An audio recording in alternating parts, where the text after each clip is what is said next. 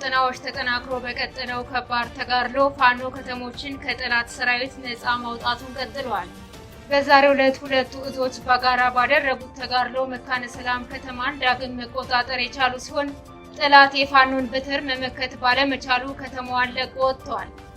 ጎንደር ኮንፈረንስ ወደ ማክሰኝት የብልጽግና አመራሮችን ጭኖ በመጓዝ ላይ የነበረ ተሽከርካሪ ጥቃት ተፈጸመበት። ዛሬ መስከረም 23 ቀን 2018 ዓ.ም ከጠዋቱ 3 ሰዓት ላይ አፋብኃ ሰሜን አማራ ቀጠና በላይ ዘለቀ እዝ ደጃዝማች ቴዎድሮስ 5ኛ ኮር ጥቁር አንበሳ ክፍለ ጦር ድልበር ብርጌድና ንስር ብርጌድ ማክሰኝት ልዩ ስሙ ፈረንጅ ውሃ ተብሎ በሚጠራው የገጠር ቀበሌ ላይ ጠላት ባላሰበውና ባልጠበቀው መንገድ ድንገተኛ ጥቃት ተፈጽሞበታል። የኢንጂነር ክብር ተመስገን ብርጌድ በደንበጫ ከተማ በጠላት ሰራዊት ላይ ድል አስመዝግቧል። የአማራ ፋኖ ብሔራዊ ኃይል ምዕራብ አማራ ቀጠና ቴዎድሮስ ዕዝ የቀኝ ጌታዬ ወፍታዬ ንጉሴ 6ኛ ክፍለ ጦር ኢንጂነር ክብር ተመስገን ብርጌድ ደንበጫ ከተማ በሚገኘው የብልጽግና ወራሪ ሰራዊት ላይ ታላቅ ድል መቀዳጀቱን የፋኖ ወታደራዊ ምንጮቻችን ተናግረዋል። የአማራ ፋኖ ህዝባዊ ድርጅት ሸዋ ጠቅላይ ግዛት ዕዝ አጼ ዳዊት ክፍለ ጦር ዛሬም በአገዛዙ ወንበር አስጠባቂ ሰራዊት ላይ በደፈጣ ጥቃት አድርሷል። አድማጭ ተመልካቾቻችን በዝርዝር እንመለከተዋለን። ሰላም ጤና ይስጥልን። የጥቁር አንበሳ ሚዲያ አድማጭ ተመልካቾቻችን እንደምን አምሽታችኋል? ዕለተ ዓርብ መስከረም 23 2018 ዓ.ም መረጃዎችን ይዘን ቀርበናል። ከዜናዎቹ ጋር ሰናይት አያሌው ነኝ። አብራችሁን ቆዩ። ወደ ዝርዝር መረጃዎች አልፋለሁ። በወሎ ቀጠናዎች ተጠናክሮ በቀጠለው ከባድ ተጋድሎ ፋኖ ከተሞችን ከጠላት ሰራዊት ነፃ ማውጣቱን ቀጥሏል። በዛሬው ዕለት ሁለቱ እዞች በጋራ ባደረጉት ተጋድሎ መካነ ሰላም ከተማን ዳግም መቆጣጠር የቻሉ ሲሆን ጠላት የፋኖን በትር መመከት ባለመቻሉ ከተማዋን ለቆ ወጥቷል። 10ኛ ቀኑን ባስቆጠረው የማጥቃት ዘመቻ አፋብኃ ምኒልክ ዕዝና ቴዎድሮስ ዕዝ በጥምረት ባደረጉት ታላቅ ተጋድሎ መካነ ሰላም ከተማን ዳግም ተቆጣጥረዋል። በወሎ ቀጠናዎች እየተደረገ ባለው ተጋድሎ በርካታ ወረዳዎችና ቀበሌዎች በፋኖ ቁጥጥር ስር መግባታቸው የሚታወቅ ሲሆን ዛሬም ምኒልክ ዕዝ ንጉስ ሚካኤል ኮር ፋኖዎችና ቴዎድሮስ ዕዝ 8ኛና 9ኛ ክፍለ ጦር በጥምረት ባደረጉት ውጊያ ከተማዋን ከጠላት ነፃ ማውጣት ችለዋል። ፋኖዎቹ መካነ ሰላም ከተማን ዳግም ከፋሽስቱ ብልጽግና ሰራዊት ነፃ በማድረግና በመቆጣጠር ቦረና ወረዳን ሙሉ ለሙሉ ለመቆጣጠር ሰፊ እንቅስቃሴ እያደረጉ እንደሚገኙም ተመላክቷል። ጎንደር ኮንፈረንስ ወደ ማክሰኝት የብልጽግና አመራሮችን ጭኖ በመጓዝ ላይ የነበረ ተሽከርካሪ ጥቃት ተፈጸመበት።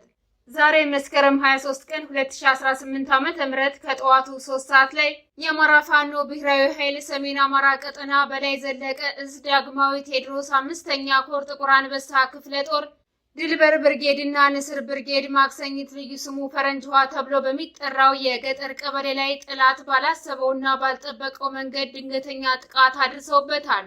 በጥቃቱ ተሽከርካሪውና በተሽከርካሪው ላይ የነበሩ የብልጽግና አመራሮችና ለእጀባ ስራ ከተሽከርካሪው ላይ የነበሩ የአድማ ብተና አባላት ሙሉ ለሙሉ ሙትና ቁስለኛ መደረጋቸው ታውቋል። በፋኖቹ ድንገተኛ ምት የተነሳ ተሽከርካሪው የመገልበጥ አደጋ የደረሰበት ሲሆን ጥቃቱ የተፈጸመው ከማክሰኝትና ኮንፈረንስ በቅርብ ርቀት ላይ በመሆኑ ጠላት መረጃው ስለደረሰው በፍጥነት ወደ ቦታው በመድረሱ በጥቃቱ የተደመሰሱትንና የቆሰሉትን የጠላት ሰራዊት አባላት በውል ለማወቅ አልተቻለም ተብሏል። የኢንጂነር ክብር ተመስገን ብርጌድ በደንበጫ ከተማ በጠላት ሰራዊት ላይ ድል አደረገም።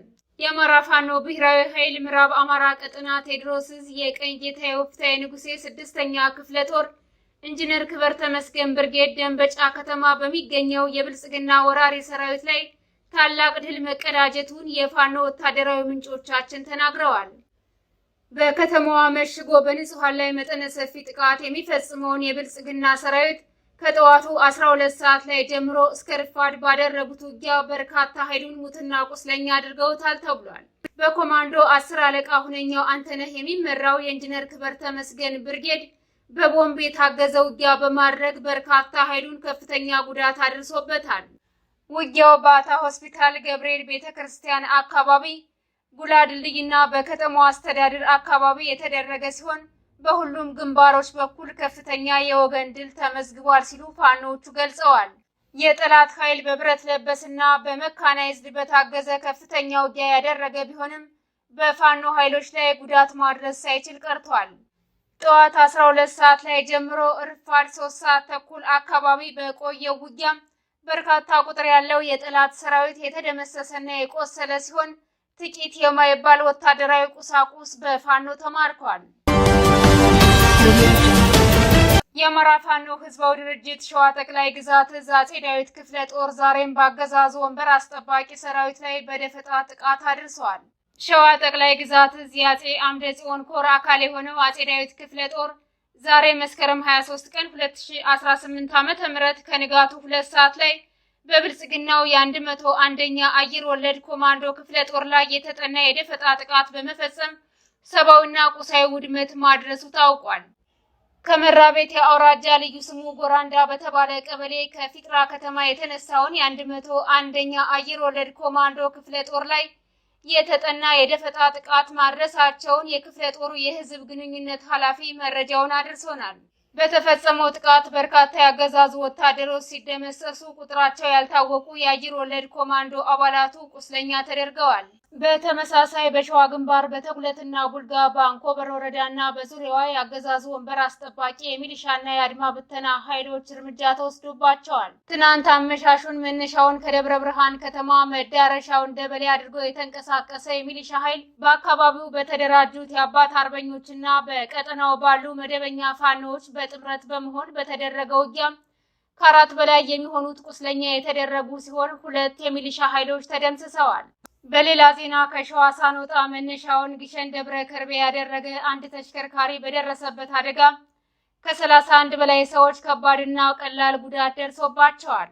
አደጋው የደረሰው የፍራታና ግድም ወረዳ ሆራ ቀበሌ ኩኩቢ መንደር በሚባል አካባቢ ነው ተብሏል። የሰሌዳ ቁጥሩ ኦሮ 96211 የሆነው ተሽከርካሪ ተገልብጦ አደጋው የደረሰ ሲሆን ጉዳቱ የደረሰባቸው ተሳፋሪዎች በአቅራቢያው በሚገኘው አጣዬ የመጀመሪያ ደረጃ ሆስፒታል የሕክምና እርዳታ እየተደረገላቸው ስለመሆኑ ተዘግቧል። የተወደዳችሁና የተከበራችሁ አድማጭ ተመልካቾቻችን ለዛሬ ያዝንላችሁ መረጃዎች እነዚህን ይመስሉ ነበር። የዩቲዩብ ቻናላችንን ላይክ፣ ሼር፣ ሰብስክራይብ እንድታደርጉ በአክብሮት እንጠይቃለን።